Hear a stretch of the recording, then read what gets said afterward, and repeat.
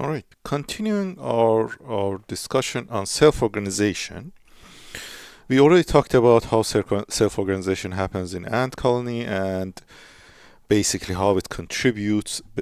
First of all, how it happens based on numerosity of the components and interactions, and then how it contributes to better decision making, using memory, using the history and memory, creating memory, and using it in order to making better decisions, and also synergistically adding to the efforts of the components.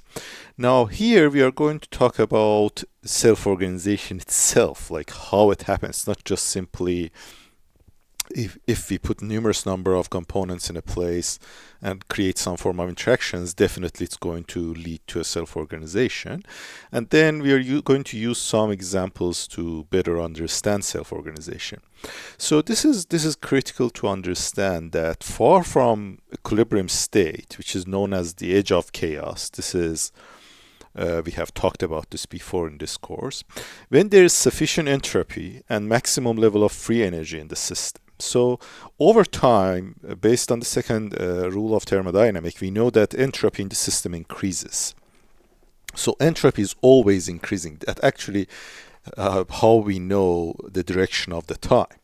Entropy never decreases in a system. Obviously, we can export entropy using free energy to organize the system. We reduce the disorder and we kind of exporting the entropy, but entropy itself never decreases. So over time, this entropy has increased. When there's sufficient entropy in the system, meaning that the system is disorganized enough, and when the maximum level of free energy exists, which we are when we are far away from equilibrium, then a weak fluctuation, small change, tiny change in the system can be amplified into a new pattern of order using those positive feedback loops. This can be amplified into a new pattern of order. This new structure created and new order formed. As a result of that, we have now self-organization. This pattern is not possible in a disorganized state, in a very high level of entropy state, which we call equilibrium. Local interactions, like simple regulations that we have when agents or basically components of these systems, how they connect with each other, how they communicate with each other, and how they act based upon that local communication. When this accompanied by feedback loops, especially the positive feedback loops, and agent synchronization. And the synchronization part is the part that they try, so we coupled them. They, for example, they look at the person next to them, and if that person raised their hand, they also raise their hand. So that coupling happens. When these all happen together, then we see a global pattern of self-organized system, and none of these components in the system have any idea what's the blueprint or what's the goal or what's this global structure is like, because they don't have any global information. They have local information. They're looking people around them and acting based on the rules and regulations they have. If they are doing something, they are supposed to do something else, and they do that, and based on that, this global pattern is formed. And that's what we call phase transition. So a system moved from one attractor, which was mainly dictated by the negative feedback loops, to using the positive feedback loops. The system moved away from that attractor or temporary equilibrium to a new state, a new attractor.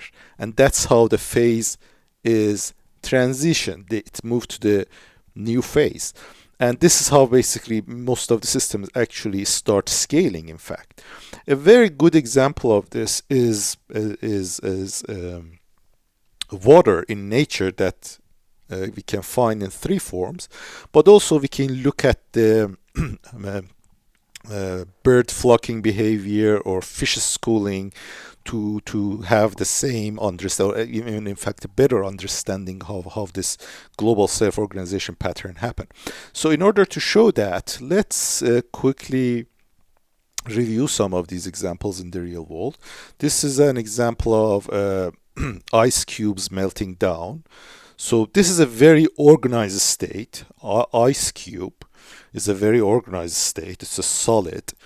And then over time, by increasing the temperature, the rules of the game changes, the structures changes, and then these molecules of water start having new rules because of the phase transition from solid to liquid. Now we have water instead of ice cube, which has completely different rules and regulations among the molecules that are the components of the system, and liquid is showing a completely different behavior. So a phase transition happened, a solid turned to a liquid, and if we continue raising the temperature, as a result of that, entropy increased further. So the entropy is increasing in the system.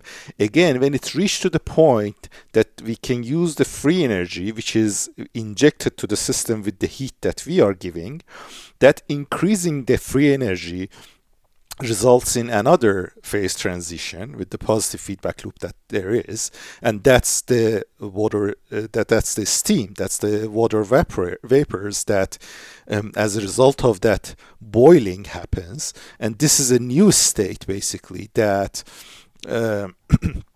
molecules now have a new rules of interactions among them, which is completely different from the previous phase, which was the water. So these two phase transitions that we saw in the water, entropy increased, free energy increased to its maximum level. So therefore, as a result of the huge difference between entropy and energy, we have a phase transition, again entropy takeover, and we using the negative feedback loop, we try to keep the system in the new phase, new attractor. But as the temperature rises, we cannot keep that state. Therefore, free energy again increases to a level that with this increased entropy and disorder that we see, another phase transition happens and a new attractor is created. And this example was in the case of water, but we can see it in the case of self-organized bird flocking or school of fish behavior. For example, this one is for the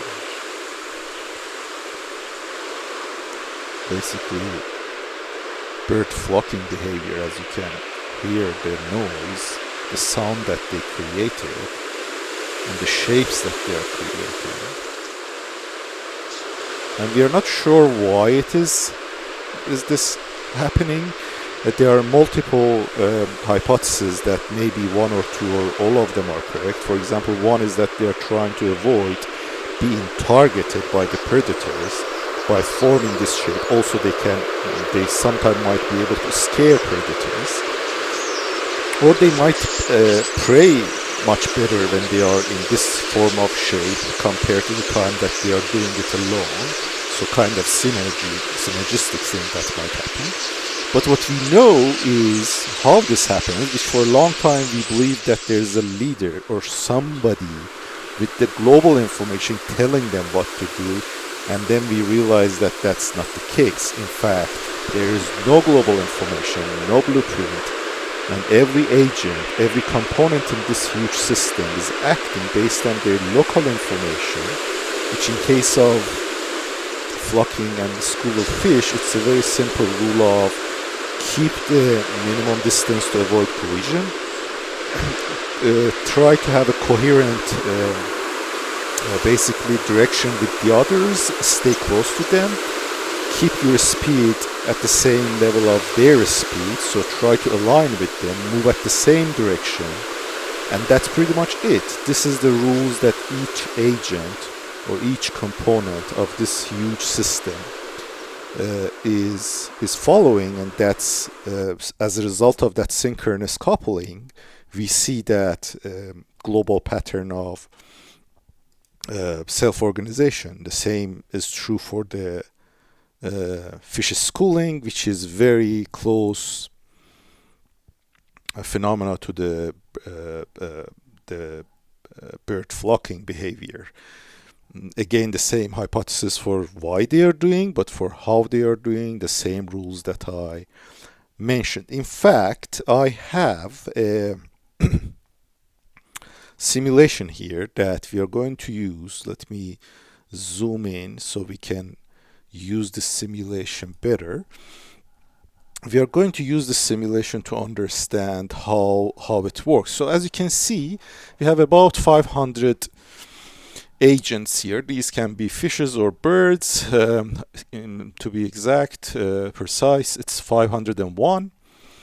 Their vision is set to 5 patches, so they can see up to 5 patches around them, in front of them. There is a minimum separation of 1 patch, and that's to avoid collision. So to avoid collision, we follow that one, and then we have, now if they are closer than that minimum of 1 patches, they are going to separate. They're going to try to move away, and that maximum separation in this case is 1.5 degrees. Again, we can change that. And then when they find another agent within that distance that they want to be, so if they are within 5 patches but further away than 1 patch, so it's in the acceptable region, they're going to try to align, and maximum align turn is 5 degrees. And then with that, they are going to try to be coherent, meaning that close enough to them so that they can form that pattern, and that's in this case set to 3 degrees. And these simple rules that we talked about let us to set up the system. As you can see, all of them are facing different directions randomly, but when we push the go button, they're going to start first moving randomly while scanning their surrounding with this vision and following those rules that we mentioned. So if they find somebody so close to them, they turn 1.5 degrees, move away. But if they find somebody within their 5 patches but farther than one patch, they start to try to align with them with 5 degree, maximum turn of 5 degree, and the coherence turn of 3 degree. And as you can see, this global structure is forming as a result of this synchrony. Now I'm going to speed up the process a little bit to be able to see that pattern better. As the time passes, the pattern changes, the self-organization improves because they are forming a better shape. Obviously, if they, as you can see, they are in different groups. Right now they are in 1, 2, 3, 4 or 5 groups, and as they get closer to each other, they might regroup. So this is not a static process. They already find their group, they are going to stick to that. In fact, in this case, look at this one, just disjoint from that group and join to this group, and a result of that joining, other agent try to change their position. So this is a very dynamic situation. We can already see that. All right, so I speed up the process again to see how they're changing. And all right, and this is more or less the shape that we see. This is the global pattern of the self-organization that we are talking about. Now I'm going to stop this process and just play with the vision to show you how these parameters can change the state of the system. If I reduce the vision to 1.5 patches, so I give them very little room to coordinate, and this make the group sizes very small, so they cannot really see further away. Rather, they just see their immediate surroundings. As a result, we are going to have many tiny groups of very tiny orders and structure instead of a few larger ones. So let's now run this, and since we already know the process, I'm going to speed up. Okay, and now that you can see, it's difficult to really see the order, but look at these going together, but then colliding with others and changing the structure. But you can see some form of order, which is more disorder compared to 5 patches, but still it's not complete disorder. So if I stop it right now, if we freeze the time at this 398 tick, you can see that there are some grouping happening, and I'm going to push the setup just to show you how this one is different from complete randomness. Look at these two together and passing one here, these three together, and these group here together, these group here together. If I push the setup, this is the complete random. You barely see any. Some of them might give you the feeling that there are some groups, but mostly it's disorder. So still, with the vision of 1.5 patches, we had that. Now, if I increase this vision to very high value, let's say 9, this time, since we increase the vision, they are not only seeing their immediate surroundings, they are seeing further away. They are going to be able to form much larger groups as a result of that and synchronize with the larger number of agents. Therefore, we are going to see larger groups and obviously smaller number of groups. Again, I'm going to speed this up to in fact, they're looking like arrows. Okay. So you can see now that we have larger groups, but fewer number of those groups that are formed as the self-organized pattern here. And this is how synchrony and self-organization basically contribute to this behavior of the system.